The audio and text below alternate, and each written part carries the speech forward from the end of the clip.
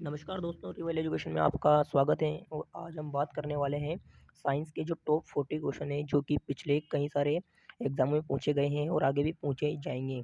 तो आज हम इन्हीं पे आज बात करेंगे साइंस के टॉप 40 क्वेश्चन पे। तो चलिए स्टार्ट करते हैं। तो जो पहला क्वेश्चन है अपना कि टेलीविज़न का आविष्कार किसने किया था। तो टेलीविज़न का जो आविष्कार है वो जे.एल. बेड ने किया था। और ऐसे आविष्कार से रिलेटेड जितने भी क्वेश्चन होते हैं वो आपको एग्जाम में देख के जाना है, क्योंकि यहाँ से क्वेश्चन जो है एग्जाम में ज़रूर पूछा जाता है। अब चलते हैं अगले क्वेश्चन पे कि सूर्य ग्रहण के समय सूर्य का कौन-सा भाग अपन को दिखाई देता है? जब सूर्य ग्रहण होता है तो जो अपन को जो उसका जो पार्ट दिखाई देता है उसको क्या बोलते हैं, ये अपन को बताना है। तो जो इसको बोला जाता है किरीट, जो सूर्य का भाग अपन को दिखाई देता है उसको किरीट बोला जाता है, और ये पहले एग्जाम में पूछा गया है। अब चलते हैं अगले क्वेश्चन पे कि कपड़ों से जंग के धब्बे हटाने के लिए क्या प्रयोग किया जाता है? तो जो कपड़े होते हैं उन पे जो जंग के धब्बे हटाने के लिए जो अपन यूज़ करते हैं वो करते हैं ऑक्जेलिक एसिड। ऑक्जेलिक अम्ल जो है अपन यहाँ पे यूज़ करते हैं। और ऑक्जेलिक एसिड कहाँ पाया जाता है? तो अपने जितने भी सब्जियाँ और फल होते हैं उनके जो बीज होते हैं, फल और सब्जियों के बीज, उनमें जो है ऑक्जेलिक एसिड जो है पाया जाता है। और जो टमाटर के बीज होते हैं वो इसका एक मेन सोर्स होता है ऑक्जेलिक एसिड का। ठीक है। अब चलते हैं अगले क्वेश्चन पे कि गन्ने में लाल सड़न रोग किसके कारण उत्पन्न होता है? तो जो गन्ने में जो लाल सड़न रोग होता है वो कवकों द्वारा उत्पन्न होता है। ठीक है। अब चलते हैं अगले क्वेश्चन पे कि तरंग चलती है तो अपने साथ क्या ले जाती है? तो जब तरंग चलती है तो अपने साथ क्या ले जाती है? तो अपने साथ जो है ऊर्जा ले जाती है। ठीक है। और वो जो किरण होती है, तो किरण जब एक स्थान से दूसरे स्थान पर जाती है तो अपने साथ क्या ले जाती है? तो किरण जो है अपने साथ जो है प्रकाश ले जाती है, और तरंग जो है वो ऊर्जा ले जाती है। ठीक है, ये आपको याद रखना है। अब चलते हैं अगले क्वेश्चन पे कि किस प्रकार के जो अपने शरीर में जो ऊतक होते हैं उनको अपन सुरक्षा कवच कहते हैं। किस प्रकार के ऊतक को शरीर के लिए सुरक्षा कवच कहा जाता है? तो जो एपिथेलियम ऊतक होते हैं, एपिथेलियम ऊतक, उनको जो है सुरक्षा कवच अपने शरीर के लिए कहा जाता है। ठीक है। और ऊतक क्या होते हैं? तो अपने शरीर में जितनी भी सेल्स होती हैं, कोशिकाएँ, उनका जो ग्रुप होता है, सेल्स का जो ग्रुप, उसको ही अपन जो है टिश्यू मतलब कि ऊतक कहते हैं। ये अपन को याद रखना है। अब चलते हैं अगले क्वेश्चन पे कि मनुष्य ने सर्वप्रथम किस जंतु को अपना पालतू बनाया था? तो मनुष्य ने जो सर्वप्रथम जिस जंतु को पालतू बनाया था वो था कुत्ता। ये आपको याद रखना है, पहले पूछा गया क्वेश्चन है। अब अगला क्वेश्चन है कि किस वैज्ञानिक ने सर्वप्रथम बर्फ के 2 टुकड़ों को आपस में पिघला दिया था, आपस में घिसकर उसे पिघला दिया था? तो जो डेवी साइंटिस्ट थे उन्होंने सर्वप्रथम ऐसा किया था। अब चलते हैं अगले क्वेश्चन पे कि हीरा चमकदार क्यों दिखाई देता है? तो जो हीरा जो है उसका चमकदार दिखाई देने का जो कारण होता है वो होता है कि इसके अंदर जो है सामूहिक आंतरिक परावर्तन होता है। ठीक है। और कभी-कभी आपको ऑप्शन में ये भी देखने को मिल सकता है कि इसका जो क्रांतिक कोण होता है, हीरे का जो क्रांतिक कोण होता है उसका जो मान है वो कम होता है। तो ये भी एक इसका जो है चमकदार होने का कारण होता है। तो आपको जो भी ऑप्शन मिले उस पे राइट कर देना है। ठीक है। अब चलते हैं अगले क्वेश्चन पे कि मेथेन गैस में मुख्य रूप से क्या पाया जाता है? सॉरी, गोबर गैस में मुख्य रूप से क्या पाया जाता है? तो जो गोबर गैस में मुख्य रूप से जो पाया जाता है वो मीथेन पाया जाता है। मीथेन पाया जाता है, और मीथेन का जो केमिकल फ़ॉर्मूला होता है वो क्या होता है? तो ये होता है CH4। ये आपको याद रखना है। ठीक है। अब चलते हैं अगले क्वेश्चन में कि कौन सा आहार मानव शरीर में नए ऊतकों की वृद्धि के लिए आवश्यक पोषक तत्व प्रदान करता है? तो जो पनीर होता है वो अपने शरीर को जो है आवश्यक पोषक तत्व जो है वो ऊतकों की वृद्धि के लिए प्रदान करता है। अब चलते हैं अगले क्वेश्चन पे कि निम्न में से कौन-सा एक उड़ने वाली छिपकली है? तो अपन को उड़ने वाली छिपकली का नाम बताना है। ये क्वेश्चन जो है एग्ज़ाम में पूछा गया है। तो जो उड़ने वाली छिपकली होती है उसका नाम है ड्रैको। तो ड्रैको छिपकली जो होती है वो उड़ती है, और अपन को यहाँ पे बताना था। अब अगला क्वेश्चन आता है कि अंगूर में कौन-सा अम्ल पाया जाता है? तो जो अंगूर में जो अम्ल पाया जाता है वो होता है टार्ट्रिक एसिड। और टार्ट्रिक एसिड और किसमें पाया जाता है? तो टार्ट्रिक एसिड जो है केला, इमली, इन सभी में जो है टार्ट्रिक एसिड जो है पाया जाता है। इसके अलावा कभी-कभी क्वेश्चन आता है कि दूध में कौन-सा पाया जाता है? तो दूध में कौन-सा होता है? तो दूध में लैक्टिक होता है।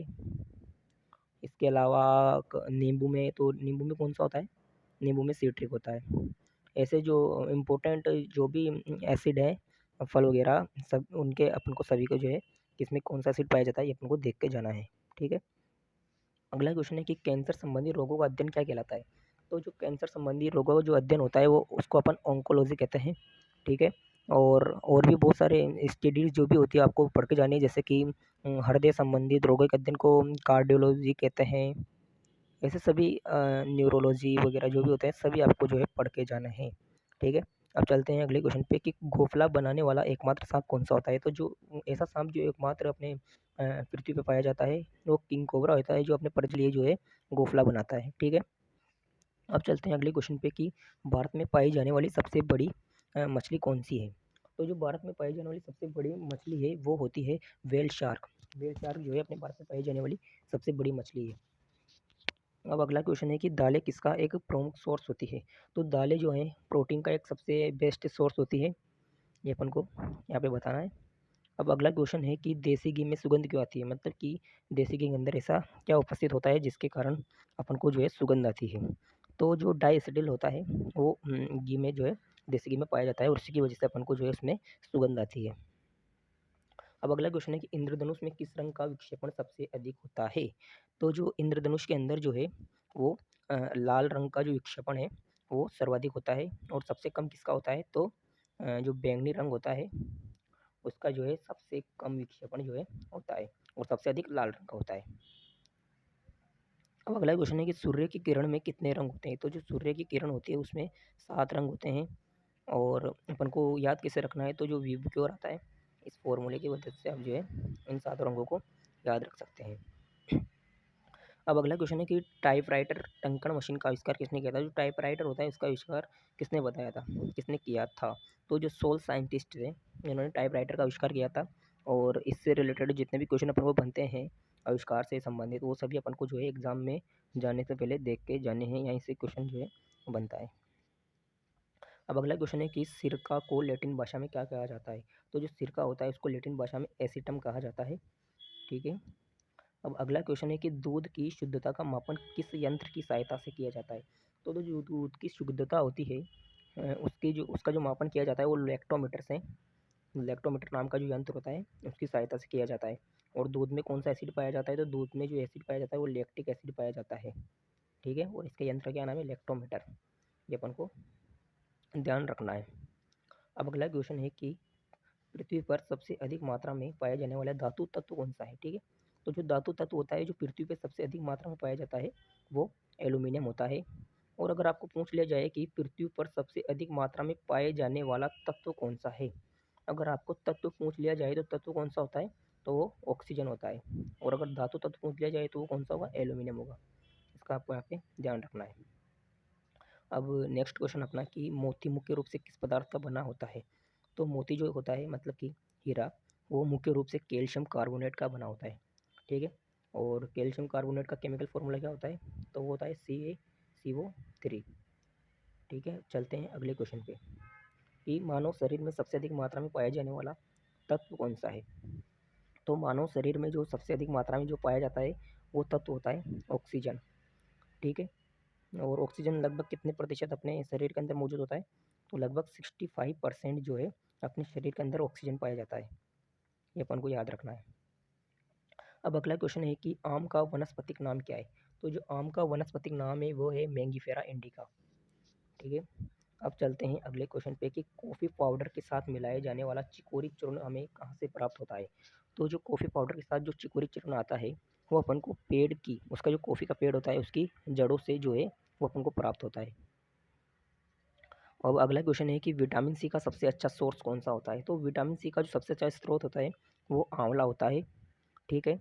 और विटामिन सी जो है तो जितने भी खट्टे पदार्थ होते हैं, जितने भी खट्टे पदार्थ उन सब में लगभग विटामिन सी जो है पाया जाता है, ठीक है। अगला क्वेश्चन है कि सबसे अधिक तीव्रता की ध्वनि कौन उत्पन्न करता है। तो जो सबसे अधिक तीव्रता की जो ध्वनि उत्पन्न करता है वो बाघ होता है, ठीक है। जो बाघ की जो ध्वनि होती है उसमें सबसे अधिक तीव्रता जो है वो होती है। अब अगला क्वेश्चन है कि मानव शरीर में सबसे लंबी कोशिका कौन सी होती है। तो जो मानव शरीर की सबसे लंबी कोशिका जो होती है वो तंत्रिका कोशिका होती है। और अगर आपसे सबसे छोटी पूछा जाए, सबसे छोटी भी अगर आपसे एग्जाम में पूछा जाए तो जो सबसे छोटी होती है वो जो है वो शुक्राणु होती है, ठीक है। और शुक्राणु क्या होती है, तो ये एक नर जनन कोशिका होती है। ये अपने मानव शरीर की सबसे छोटी कोशिका है और सबसे बड़ी तंत्रिका कोशिका। अब अगला क्वेश्चन है कि दांत मुख्य रूप से किस पदार्थ का बना होता है। तो दाँत जो है मुख्य रूप से डेंटाइन का बना होता है, इसीलिए अपन दाँतों का जो डॉक्टर आता है उसे डेंटिस्ट बोलते हैं।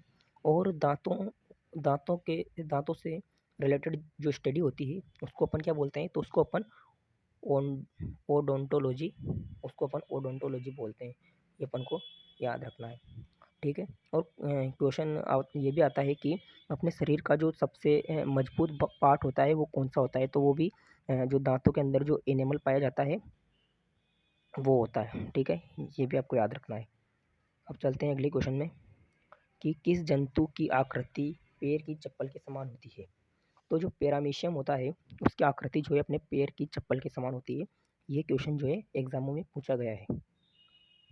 अब अगला क्वेश्चन है कि निम्न में से किस पदार्थ में प्रोटीन नहीं पाया जाता है, तो बताना है। तो प्रोटीन किस में नहीं पाया जाता है, तो चावल में जो है प्रोटीन नहीं पाया जाता है।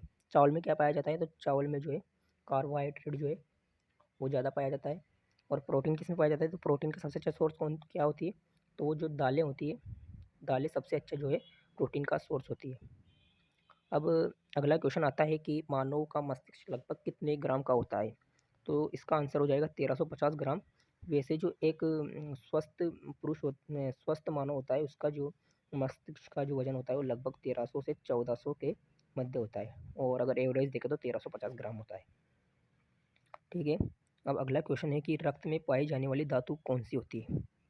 तो जो रक्त में पाई जाने वाली धातु है वो लोहा होती है, आप सभी जानते होंगे।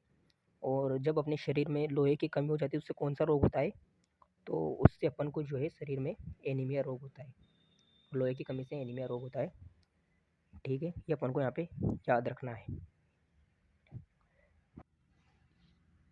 तो ये थे आज के हमारे इम्पोर्टेंट क्वेश्चन। इसके अलावा जितने भी इम्पोर्टेंट क्वेश्चन थे वो हमने करा दिए हैं, और अगले जो इम्पोर्टेंट क्वेश्चन होंगे अपन अगली वीडियो में देख लेंगे। अगर आपको वीडियो अच्छा लगा हो तो प्लीज़ वीडियो को लाइक करें, और ऐसे ही बहुत सारे अलग अलग बेहतरीन कंटेंट देखने के लिए आप हमारे चैनल को सब्सक्राइब करें। Thank you.